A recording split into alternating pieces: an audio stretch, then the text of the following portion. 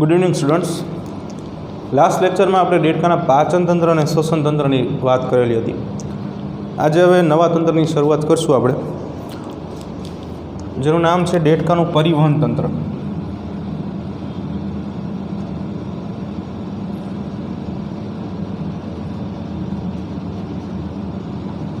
તો હવે દેડકો ઉભયજીવી વર્ગનું પ્રાણી છે, એટલા માટે પરિવહન તંત્ર જે છે એ બંધ પ્રકારનું જોવા મળશે. એટલે કે બંધ પરિવહન તંત્ર તમને અહીંયા જોવા મળશે દેડકામાં. તો બંધ પરિવહન તંત્ર શું છે? તો કે જેમાં રુધિરનું વહન જે છે, રુધિરનું વહન એ રુધિર વાહિનીઓ અને હૃદય દ્વારા થશે અને રુધિર કેશિકાઓ દ્વારા થાય. જો કે રુધિર કેશિકા એ રુધિર વાહિનીઓની અંદર જ સમાવેશિત રચના છે, પણ અહીંયા આપણે અલગ લખ્યું છે. સાથે સાથે દેડકામાં લસિકા તંત્ર પણ જોવા મળશે. તો લસિકા તંત્ર શું છે આપણે જાણીએ છીએ કે લસિકાની બનેલી રચના.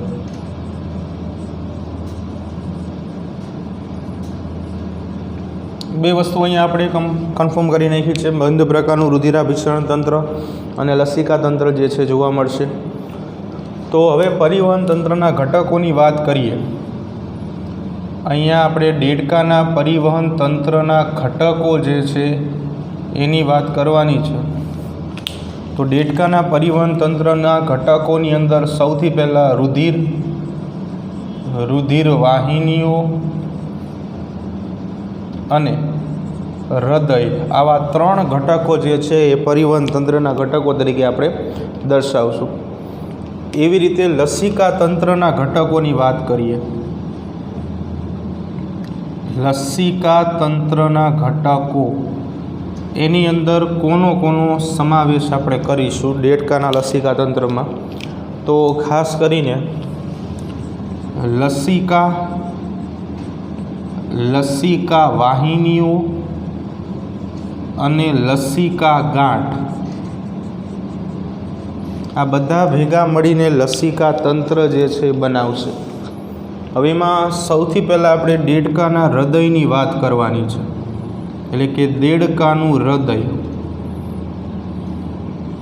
તો દેડકાનું હૃદય જે છે એ સ્નાયુમય અને માસલ રચના છે. સ્નાયુમય અને માસલ હૃદય ધરાવે. એટલે કે સ્નાયુઓની બનેલી રચના છે, જે દેહ ગુહાની ઉપરની બાજુએ આવેલું છે. દેહ ગુહાની ઉપરની બાજુએ હૃદય આવેલ છે. શરીર જે છે આપણે પહેલાંય વાત કરી કે પોલી રચના છે. તો આખી શરીરની ગુહા છે ને દેહ ગુહા કહેશું, એની ઉપરની બાજુ આવેલું છે. અને આ જે છે એ હૃદય માટેનું સ્થાન થઈ જશે. હવે દેડકાનું હૃદય જે છે, દેડકાનું હૃદય 3 કોટરો ધરાવે છે.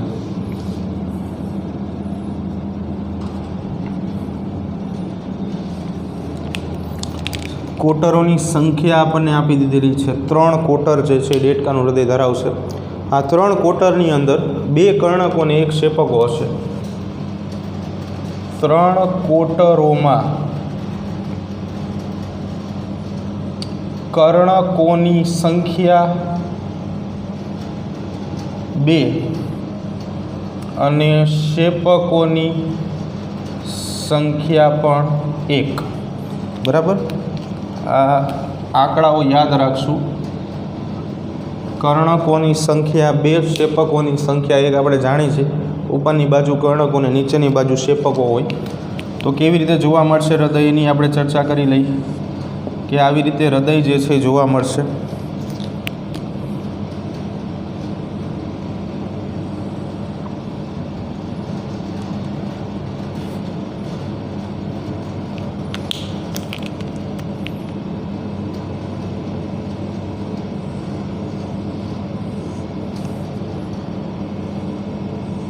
આ બે કર્ણકો છે, આ શેપક છે. તો એમાં જાણીએ છીએ કે આ કર્ણકને આપણે નામ આપીએ છીએ ડાબું કર્ણક. ડાબું કર્ણક. આને આપણે નામ આપીશું જમણું કર્ણક. શેપક એક જ છે એટલે એમાં ડાબું અને જમણું આવશે નહીં, એટલે આ શેપક. બરાબર. તો આવી રીતે દેડકાનું હૃદય જે છે એ વિસ્તૃત થયેલી રચના છે. હવે આગળ વાત કરીએ હૃદય વિશે. તે કે દેડકાના હૃદયની આપણે જે વાત કરીએ મુજબ કે કોટરોની આપણે વાત કરી. બીજું કે હૃદય જે છે એ પાતળા પારદર્શક આવરણથી આવૃત હોય છે, જેને પરિહૃદ આવરણ કહેવાય. એટલે પરિહૃદ આવરણની વ્યાખ્યા આપણે સમજવાની છે.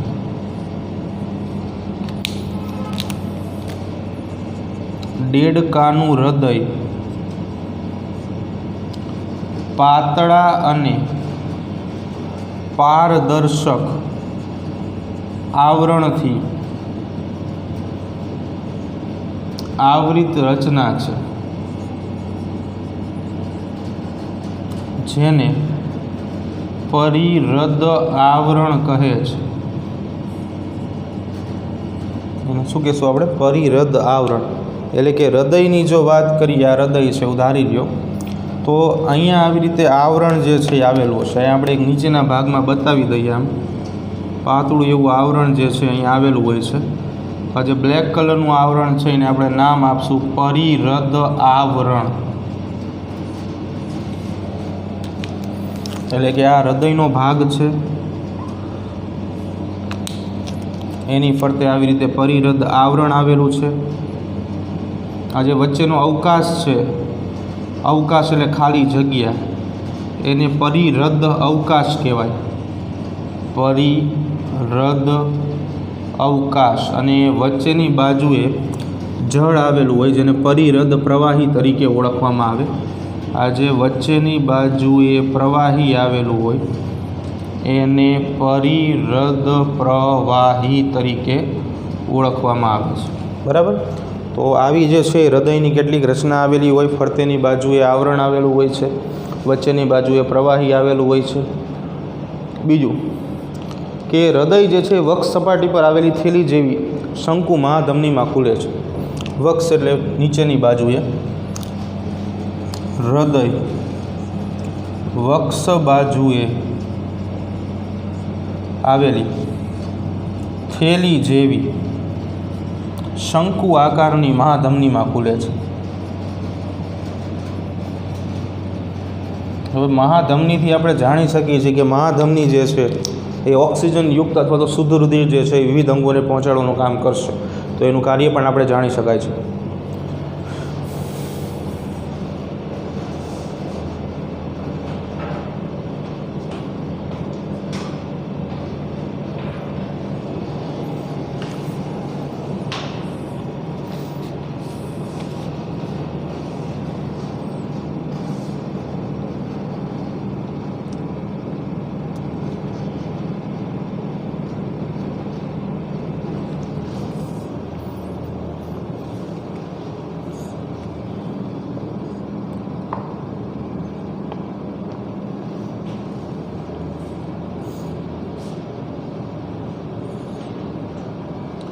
હવે જો આગળ વાત કરીએ કે એવી જ એક વાત આપણે શીરા કોટરની કરવાની છે.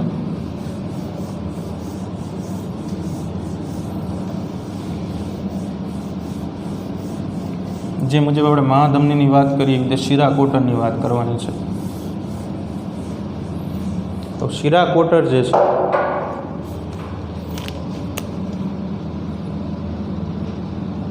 શીરા કોટર, શીરા શબ્દ આવે એટલે આપણે જાણીએ છીએ અશુદ્ધ રુધિરની વાત હોય આમાં. બરાબર છે. તો શીરા કોટર વિશે હવે આપણે જોઈએ તો શીરા કોટર જે છે એક ત્રિકોણાકાર રચના છે, જે હૃદયના જમણા કર્ણક સાથે જોડાયેલ છે. હૃદયના જમણા કર્ણક સાથે જોડાયેલી રચના જે છે એ શીરા કોટર તરીકે ઓળખાય છે. બીજું હવે કે સાથે સાથે હૃદયની અંદરથી નીકળતી ધમનીઓ.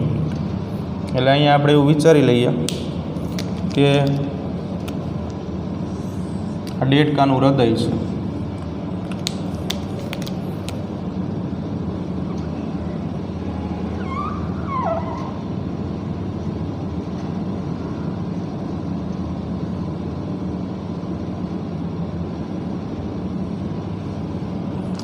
તો આ હૃદયમાંથી નીકળતી ધમનીઓ અને આ જ હૃદયમાંથી નીકળતી શિરાઓ,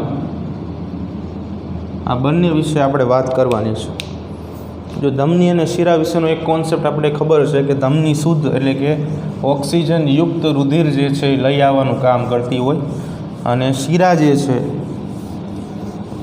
એ અશુદ્ધ રુધિર અથવા તો જેને આપણે કહીએ છીએ ઓક્સિજન વિહીન રુધિર, બરાબર, એ હૃદય સુધી પહોંચાડવાનું કામ કરતી હોય છે. તો આ બે કોન્સેપ્ટનો જ આપણે અહીંયા ઉપયોગ કરવાનો છે, અને એના આધારે આપણે ખબર પડશે કે ધમની અને શિરાઓનું કામ શું છે. તો ધમનીઓ કે જે શુદ્ધ રુધિર, જેને આપણે બીજા શબ્દોમાં કહીએ છીએ ઓક્સિજન યુક્ત રુધિર, એને અંગો સુધી પહોંચાડે, શરીરના વિવિધ અંગો સુધી પહોંચાડવાનું કામ કરશે. શરીરના વિવિધ અંગો સુધી પહોંચાડે. જ્યારે શિરાઓ અશુદ્ધ રુધિરના વહન સાથે સંકળાયેલ છે, કે જે ખરેખર ઓક્સિજન વિહીન રુધિર છે. તો શિરાઓ જે છે એ વિવિધ અંગોમાંથી અશુદ્ધ રુધિર હૃદયમાં પાછું લાવશે. અશુદ્ધ રુધિર લાવવાનું કામ કરશે.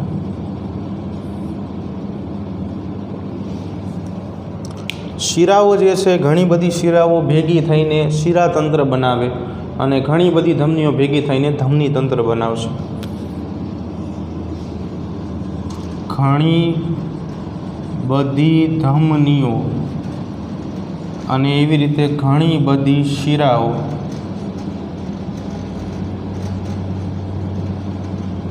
ઘણી બધી ધમનીઓ ભેગી થશે અને આખું એક ધમની તંત્ર બનાવશે.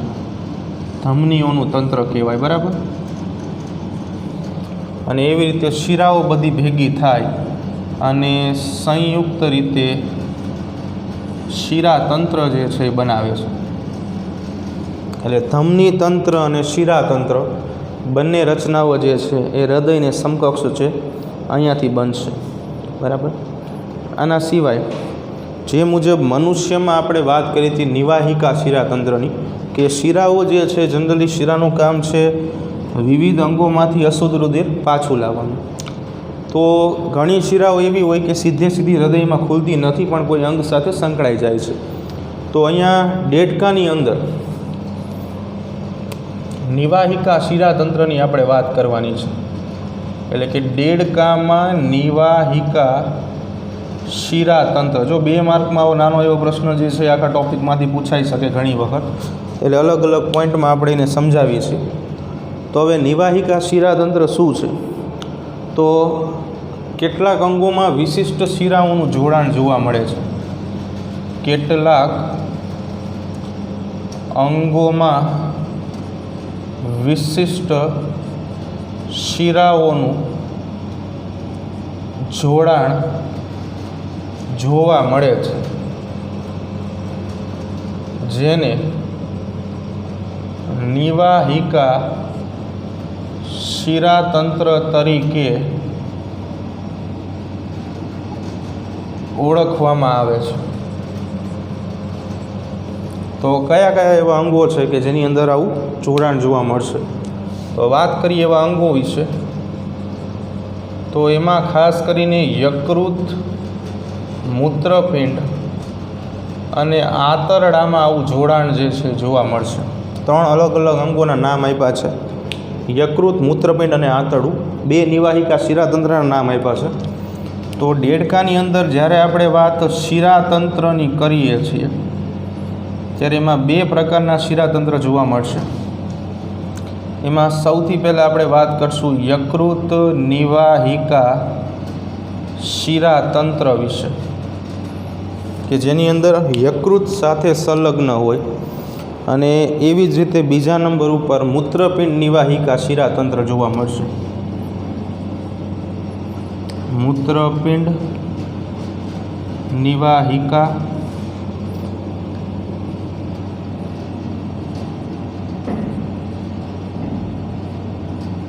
શિરાતંત્ર. તો પ્રશ્ન આવો પૂછાય, દેડકામાં કેટલા પ્રકારના શિરાતંત્ર જોવા મળે?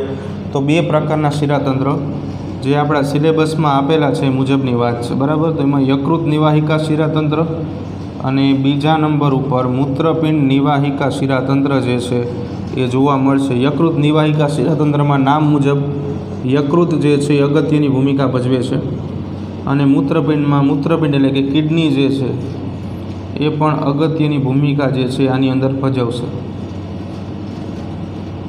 તો આવા 2 પ્રકારના અલગ અલગ શિરાતંત્ર જે છે એ જોવા મળશે દેડકાની અંદર, બરાબર.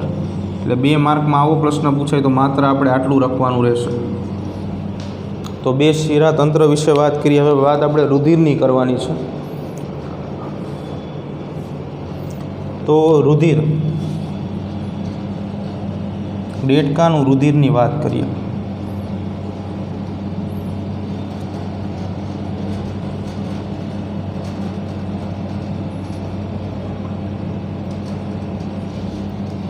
તો માનવના રુધિરની જેમ દેડકો પણ રુધિર રસ અને રુધિર કણો ધરાવે છે.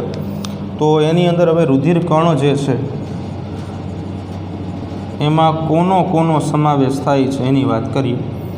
તો રુધિર કણોની અંદર ખાસ કરીને રક્તકણ અથવા તો RBCs અથવા તો ઇરિથ્રોસાઇટ્સ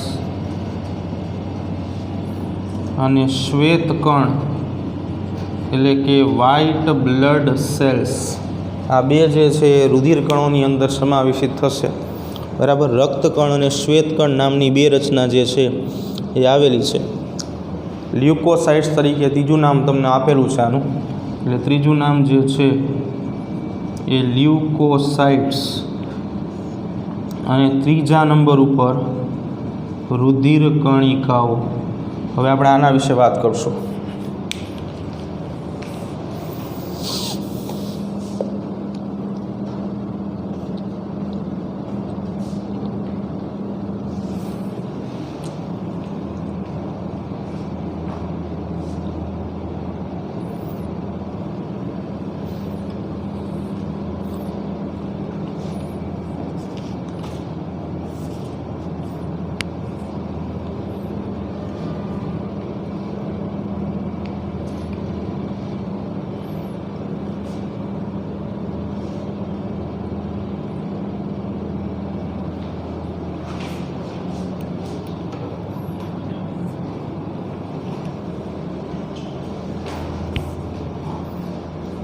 હવે જો જે આ 3ની આપણે વાત કરીએ છીએ એમાં આપણે રક્તકણ વિશે થોડીક માહિતી આપી છે. તો એના વિશે આપણે માહિતી જે છે એ સમજાવીએ. જનરલી આપણે 3 વિશે માહિતી લીધેલી છે, એટલે 3 વિશે આપણે થોડી ઘણી માહિતી જે છે એ ઓલરેડી જાણીએ છીએ. અહીંયા શું માહિતી આપી છે એ આપણે સમજવી જરૂરી છે, કેમ કે પરિવહન તંત્રવાળા ચેપ્ટરની અંદર દેહજળ અને પરિવહનમાં આપણે ઘણું બધું સમજેલા હતા, પણ એને સંલગ્ન અહીંયા જે છે થોડીક ઓછી માહિતી આપી છે. તો હવે જોઈએ, આપણે ફરીવાર ચાર્ટ બનાવું છું, એટલે તમારે એક વખત ચાર્ટ લખવો હોય તો પણ આ લખજો, આ ના લખતા, કેમ કે આમાં માહિતી આવશે. તો દેડકાના રુધિરમાં આવેલા કણો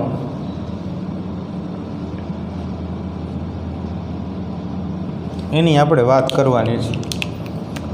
તો દેડકાના રુધિરની અંદર કયા કયા કણો આવેલા છે એના વિશે આપણે વાત કરી નાખી છે.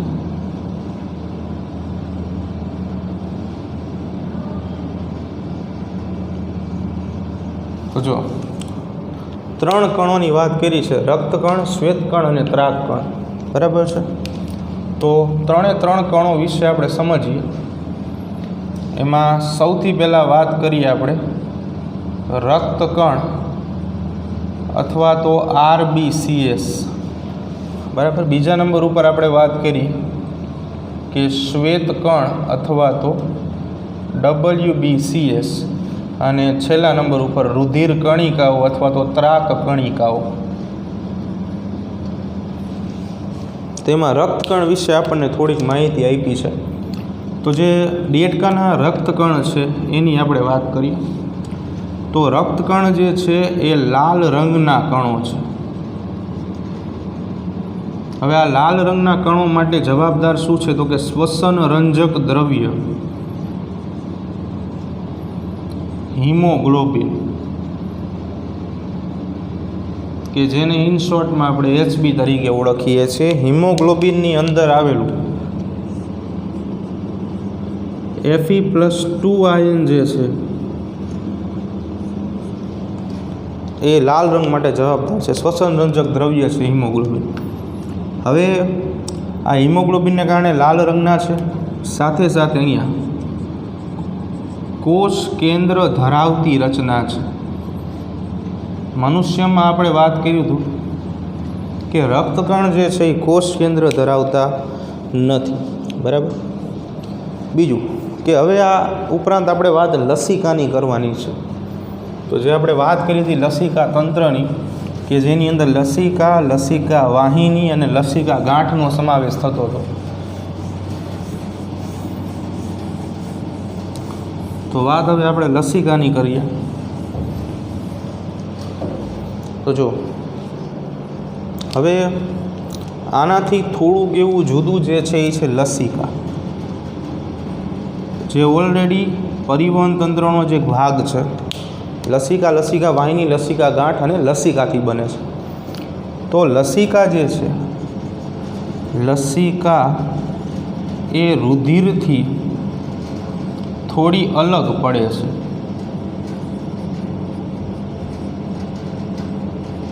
તો લસિકા જે છે એ રુધિરથી થોડા માત્રામાં અલગ કેમ પડે છે એની આપણે વાત કરીએ તો આપણે જાણીએ છીએ કે લસિકાની અંદર પ્રોટીન અને લાલ રુધિર કણ, એટલે કે જેને કહીએ આપણે રક્તકણ,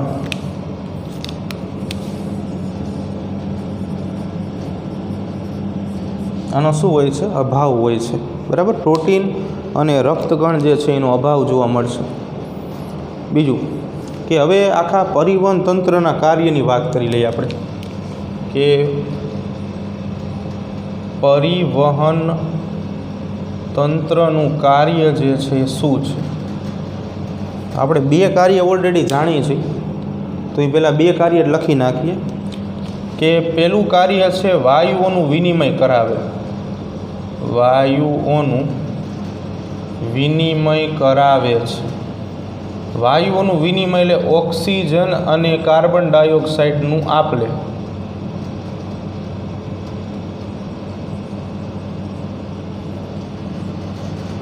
આપ-લેની ક્રિયા, બરાબર. આપણે ભણી ગયા હતા કે અલગ અલગ રુધિર વાહિનીઓ જે છે એ કોષો સુધી પહોંચે છે ઓક્સિજન અને કાર્બન ડાયોક્સાઇડની એક્સચેન્જ એટલે કે આપ-લે કરે છે. નંબર 2 કે પોષક ઘટકો દરેક કોષો અને અંગો સુધી પહોંચાડે. દરેક અંગો અને કોષો સુધી પહોંચાડવાનું કામ કરે.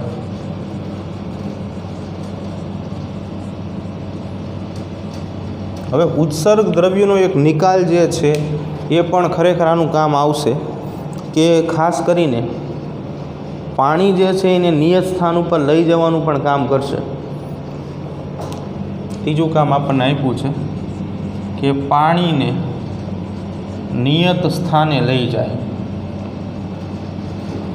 કેમ કે આપણી પાસે જે રુધિર રસ છે એની અંદર મોટો જથ્થો પાણીનો છે, બરાબર.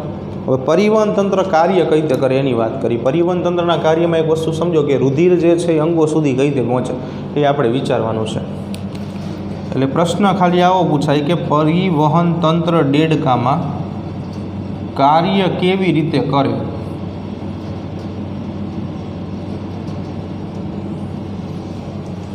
જો તો પરિવહન તંત્ર કઈ રીતે કામ કરશે દેડકામાં, તો જે આપણે વાત કરી હતી કે માસલ હૃદય કે જે માંસપેશીઓનું બનેલું છે, ધબકવાની ક્રિયાથી રુધિર વિવિધ અંગો સુધી પહોંચશે, રુધિર વિવિધ અંગો સુધી પહોંચે છે અને આ રીતે પરિવહન તંત્ર કામ કરે છે.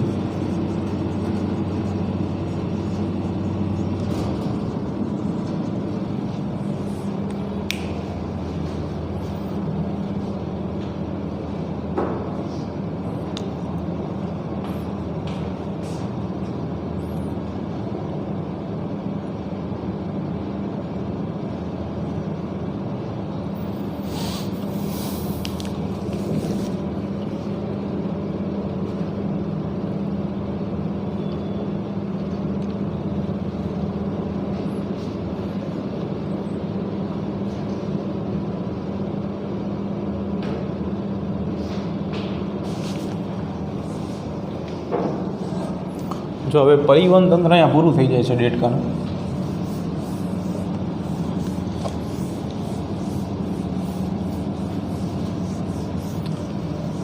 આગળ હવે આપણે વાત કરવાની છે ઉત્સર્જન તંત્રની.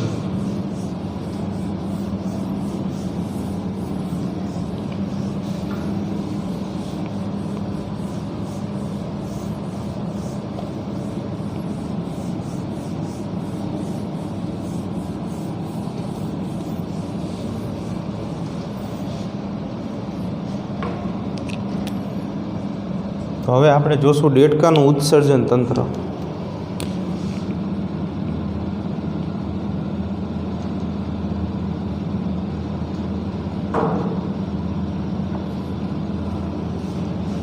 તો દરેક તંત્ર જોતાં પહેલાં આપણે એના કાર્યની વાત કરીશું. તો સૌથી પહેલાં એનું કાર્ય જોઈએ.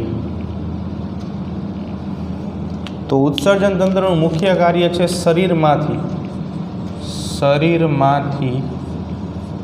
નકામા, હાનિકારક અને નાઇટ્રોજનયુક્ત દ્રવ્યોને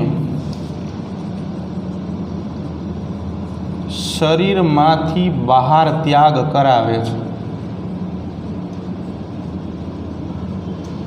નકામા, હાનિકારક અને જે નાઇટ્રોજનયુક્ત દ્રવ્ય છે એને શરીરમાંથી બહાર ત્યાગ કરાવે છે. તો હવે ઉત્સર્જન તંત્રની અંદર સમાવેશિત રચનાની વાત કરીએ કે ઉત્સર્જન તંત્રની અંદર કઈ કઈ રચનાઓ જે છે એ આવેલી છે. તો ઉત્સર્જન તંત્રની અંદર એક જોડ મૂત્રપિંડ કે જેને કિડની તરીકે ઓળખવામાં આવે છે, એક જોડ મૂત્રવાહિની, એક અવસારણી અને એક મૂત્રાશય, આટલી રચનાઓ જે છે આવેલી છે. જ્યાં આપણે જોડ લખી છે ત્યાં કુલ સંખ્યા 2 થશે. આ બધાની સંખ્યા એક સિંગલ છે. એમાં મૂત્રવાહિની જે છે એ મૂત્રપિંડમાં જે મૂત્ર બનશે એનું વહન કરાવશે.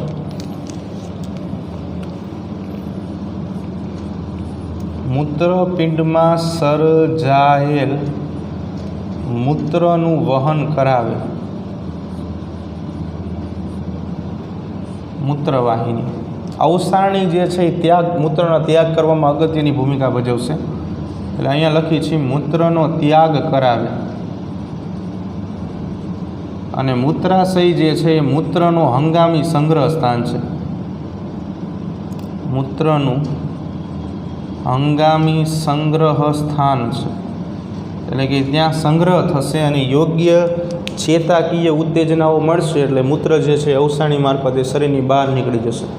તો આટલી જે છે એની સમાવેશિત રચનાઓ છે. હવે આગળ વાત કરીએ તો એમાં સૌથી પહેલાં આપણે વાત કરીએ કે દેડકાના મૂત્રપિંડની. દેડકાની અંદર આવેલી કિડની જે છે એની રચનાની વાત કરવાની છે. તો ગાઢા રાતા રંગના, સૌથી પહેલાં રંગથી શરૂઆત કરીએ. ગાઢ રાતો રંગ ધરાવે. બીજા નંબર ઉપર આકારની વાત કરીએ તો વાલના દાણા આકાર, જો આના માટે એક શબ્દ વપરાય છે, બુકમાં નથી આપ્યો પણ આપણે લખશું, વૃક્કાકાર કહેવાય. વૃક્કાકારનો અર્થ થાય વાલના દાણા જેવો આકાર હોય એના માટે શબ્દ વૃક્કાકાર વપરાય. અને દેહ ગુહાની થોડાક પાછળની બાજુ આવેલા છે, સ્થાન જોઈ લઈએ. એટલે કે દેહ ગુહાની થોડીક પાછળની બાજુએ અને કરોડ સ્તંભની બંને બાજુએ મૂત્રપિંડ આવેલા છે, બે, એટલે કે એક જોડ મૂત્રપિંડ જે છે એ આવેલા છે. હવે આ મૂત્રપિંડનો બંધારણીય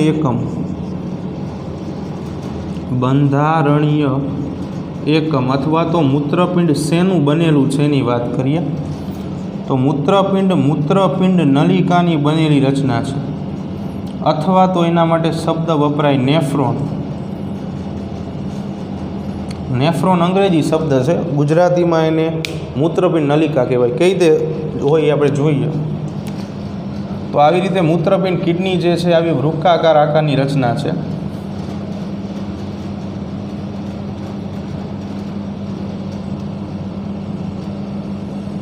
આવી કિડની છે. આખી કિડની કેવી રીતે બને તો એની અંદર અસંખ્ય આવી મૂત્રપિંડ નલિકાઓ આવેલી હોય.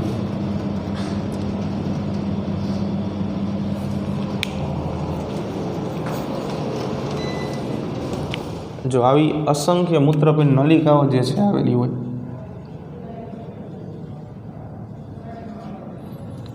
તો આ જે રચના છે એને મૂત્રપિંડ નલિકા અથવા તો એને નેફ્રોન તરીકે ઓળખવામાં આવે. અને આ જે રચના દોરી છે એને મૂત્રપિંડ એટલે કે કિડની તરીકે ઓળખવામાં આવશે. અને અહીંયાથી આ બધી નલિકાઓ જે રહીને મૂત્રપિંડ નલિકાઓ એ આ ભાગમાં ભેગી થાય બધે, અને ત્યાંથી મૂત્રવાહિની નીકળશે. એટલે આવી રીતે મૂત્રવાહિની જે છે ને અહીંયાથી આમ બહાર આવે. એટલે કે બધી નલિકાઓ જે છે ને એ મૂત્રનું સર્જન કરે. એટલે આ જે બ્લુ કલરની બહાર આવી એને મૂત્રપિંડ નલિકા કહેવાય, અથવા તો મૂત્રવાહિની કહેવાય. મૂત્રવાહિની કહેશું, મૂત્રવાહિની. એટલે મૂત્રપિંડ નલિકા જે રહીને એ આવી રચના છે. આખી દોરીને સમજાવીએ કે આવી રીતે શરૂઆતમાં પ્યાલા જેવી રચના હોય. તમે 10મા ધોરણમાં ભણી ગયા છો એના વિશે. આવી આખી રચના હોય. આપણે એક નલિકા દોરી છે, આવી અસંખ્ય નલિકાઓ જે છે એ દેડકાના મૂત્રપિંડની અંદરની બાજુ આવેલી હોય. એટલે આ રચના જે છે એ છે મૂત્રપિંડ નલિકાની રચના. મૂત્રપિંડ નલિકા આવી હોય, બરાબર. તો આવી રીતે બંધારણીય એકમ મૂત્રપિંડનો થઈ જશે, મૂત્રપિંડ નલિકા. બીજું કે હવે નર દેડકો અને માદા દેડકામાં થોડો ઘણો તફાવત છે, એ આપણે જોઈએ. સૌથી પહેલાં આપણે વાત કરીએ નર દેડકામાં. તો નર દેડકામાં શું થાય કે મૂત્ર ત્યાગ માટેનો માર્ગ અને જનન કોષોના ત્યાગ માટેનો માર્ગ, આ બંને રહ્યા ને એ સમાન હોય અથવા તો એક જ હોય. એટલે આનો અર્થ એવો થશે કે એક જ માર્ગે મૂત્રનોય ત્યાગ થશે અને એક જ માર્ગે જનન કોષનોય ત્યાગ થશે. તો આ જે માર્ગ એક જ હોય ને એને કહેવામાં આવે મૂત્ર જનન માર્ગ. મૂત્ર જનન માર્ગ જે માત્ર નરમાં જોવા મળશે. એટલે નીચે લખું છું માત્ર નરમાં હોય, બરાબર. મૂત્રનો ત્યાગ થાય એક જ માર્ગે અને જનન કોષનો ત્યાગ થાય એક જ માર્ગે. એટલે બંનેને આપણે સંયુક્ત રીતે કહેશું મૂત્ર જનન માર્ગ, જે માત્ર નરમાં હોય, બરાબર. હવે બીજું કે માદાની અંદર શું હોય. માદા દેડકામાં, તો માદા દેડકાની અંદર મૂત્રના ત્યાગ માટેનો માર્ગ અને અંડાશયનો માર્ગ, અંડાશય જ્યાં मादा डेटको जे छे अंडको जे छे मूकशे, ईंडा मूकशे। आ बंने अलग अलग होय छे एटले अलग अलग स्वरूपे अवसारणीमां खुले छे। पण देडकामां मूत्रजनन मार्ग स्वरूपे ते बंने घटको जे छे सीधा क्यां खुलशे? अवसारणीनी अंदर खुली जशे। बराबर। बीजुं के हवे वात करीए मूत्राशयनी। मूत्राशय तो पातળી दीवाल धरावती रचना है। पातળી दीवाल धरावती रचना है। एनु कार्य जे छे एक छे कार्य रह्यु ए मूत्रना संग्रहनु छे। हंगामी संग्रह मूत्रनो करे। अने बीजुं के एना स्थाननी वात करीए तो मळाशयना वक्ष बाजुए, मळाशयनी नीचेनी बाजुए, मळाशयनी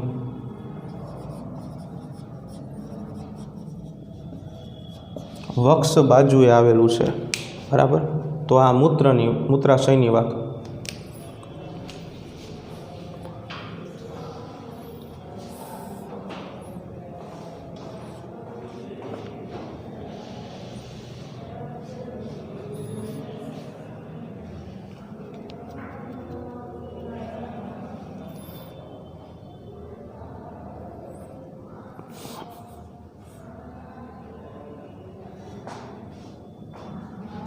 जो आगळ बात करिए आपणे हवे एक पॉइंट खाली आपणे उत्सर्जन तंत्र में जोवानो छे कि देडको जे छे जे मूत्र त्याग करे छे एमां उत्सर्ग द्रव्य तरीके शुं छे एनी आपणे चर्चा करवानी छे अहींया।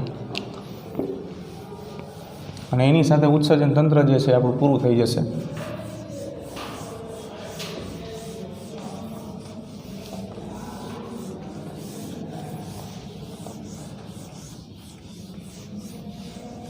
जो हवे आपणे जे मुजब बात करी कि आवी रीते मूत्रपिंड नलिका नेफ्रोन जे छे मूत्र जे छे आवी रीते मूत्रवाहिनीमां ठालवे छे। बराबर। तो देडको जे छे उत्सर्जननी क्रियामां जे उत्सर्ग द्रव्य शरीरनी बहार काढे छे, देडको उत्सर्जननी क्रियाथी जे उत्सर्ग द्रव्य बहार त्याग करे छे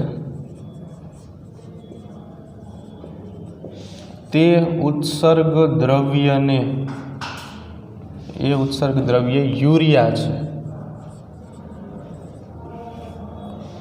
यूरिया उत्सर्ग द्रव्य छे। NH2C double bond NH2 आवुं यूरियानुं अणुसूत्र बनशे। बराबर। अथवा आवुं लखी शकाय सीधू NH2CONH2 बे साचुं छे, कंई खोटुं नथी। तो देडको यूरियानो त्याग करे छे एटले देडकाने यूरिया त्यागी सजीव कहेवामां आवे छे। एटले व्याख्या बनी शके कि यूरिया त्यागी सजीव शुं छे समजावो। आखुं चेप्टर आपणे भणवानुं छे, चेप्टर नंबर 19। तो जे सजीव उत्सर्ग द्रव्य तरीके यूरियानो त्याग करे छे आवा सजीवने यूरिया त्यागी सजीव कहे छे। यूरिया त्यागी सजीव कहे छे। बराबर। तो देडको जे छे यूरिया त्यागी सजीव छे। बराबर। छेल्लो मुद्दो लखी नाखी कि देडको यूरिया त्यागी सजीव छे। एक मार्कनो प्रश्न। उत्सर्ग द्रव्य तरीके देडको यूरिया जे छे एनो त्याग करशे। हवे आगळ आपणे एक नानो एवो बीजो टॉपिक जोवानो छे। नियामकी तंत्र विषे आपणे वात करवानी छे।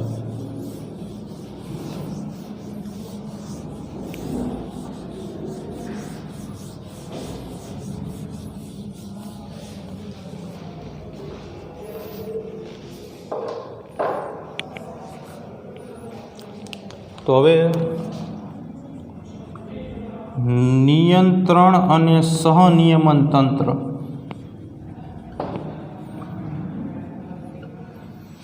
દેડકામાં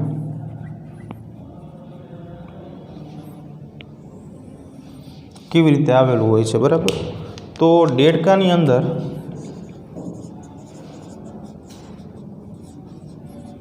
નિયંત્રણ અને સહનિયમન તંત્ર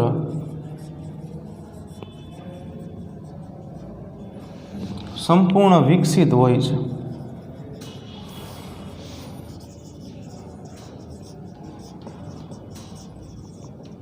બરાબર છે. આમાં જનરલી ચેતાતંત્ર પણ ક્યાંક ને ક્યાંક સહયોગ જે છે એ આપતું હોય છે, બરાબર? તો એની અંદર આ તંત્રમાં ચેતાતંત્ર અને અંતઃસ્ત્રાવી તંત્રનો સમાવેશ થાય છે.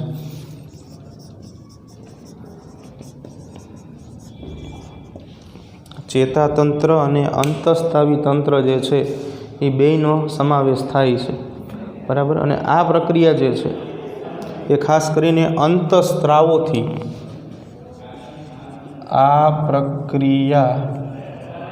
અંતઃસ્ત્રાવો દ્વારા પરિપૂર્ણ થાય છે. અંતઃસ્ત્રાવો હોર્મોન્સ તરીકે ઓળખાય. એની વ્યાખ્યા એવી થાય કે શરીરની અંદરથી જ ઉત્પન્ન થાયને સીધા રુધિરમાં ભળી જાય. અંતઃસ્ત્રાવોની વાત કરીએ એટલે કે હોર્મોન્સ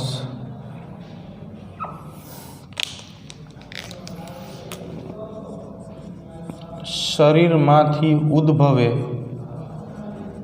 અને સીધા રુધિરમાં ભળી જાય.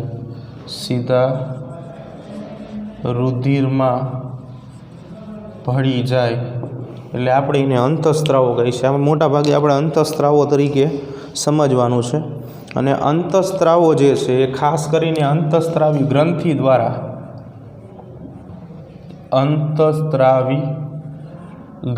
દ્વારા મુક્ત થશે. અંતઃસ્ત્રાવો મુક્ત કરવાનું કામ કરે.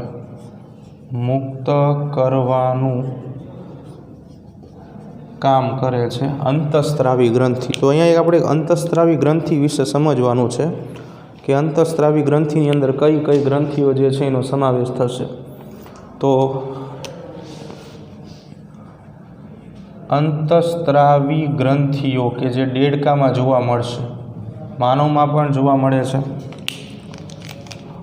તો એમાં સૌથી પહેલાં પિટ્યુટરી ગ્રંથિ, બીજા નંબર ઉપર થાઇરોઇડ ગ્રંથિ, ત્રીજા નંબર ઉપર પેરાથાઇરોઇડ ગ્રંથિ, ત્રીજા નંબર ઉપર પિનિયલ કાય.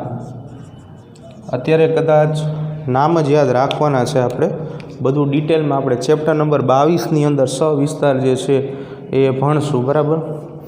હજી આના સિવાય સ્વાદુપિંડના કોષપુંજો જનરલી સ્વાદુપિંડના કોષપુંજો એમાં આવશે લેંગરહાન્સના કોષપુંજો. ખાસ યાદ રાખજો, આપણે વાત થઈ હતી સ્વાદુપિંડમાં કે ઉભય ગુણધર્મી ગ્રંથિ છે, અંતઃસ્ત્રાવી અને બહિર્સ્ત્રાવી. આખું સ્વાદુપિંડ અંતઃસ્ત્રાવીમાં નથી ગણાયું, માત્ર લેંગરહાન્સના કોષપુંજો કે જે ઇન્સ્યુલિન અને ગ્લુકાગોન નામના બે અંતઃસ્ત્રાવનો સ્ત્રાવ કરે છે એની જ આપણે વાત કરી છે. આના સિવાય થાઇમસ ગ્રંથિ, બરાબર ને? આખું સ્વાદુપિંડ જે છે એ તો ખરેખર અંતઃસ્ત્રાવી અને બહિર્સ્ત્રાવી બંને કામ કરે છે. અને સાથે સાથે બે બીજી ગ્રંથિ એડ્રિનલ ગ્રંથિ અને જનનપિંડ અથવા તો જનન ગ્રંથિ. જનનપિંડની અંદર બે અલગ અલગ સમાવેશ કરવાનો છે આપણે. એમાં એક શુક્રપિંડ કે જે ખાલી નરમાં જોવા મળશે અને અંડપિંડ કે જે ખાલી માદામાં જોવા મળશે, બરાબર? તો આની સાથે આજે આપણે આજનો લેક્ચર પૂરો કરીએ છીએ. બાકીનું નેક્સ્ટ લેક્ચરમાં જોશું.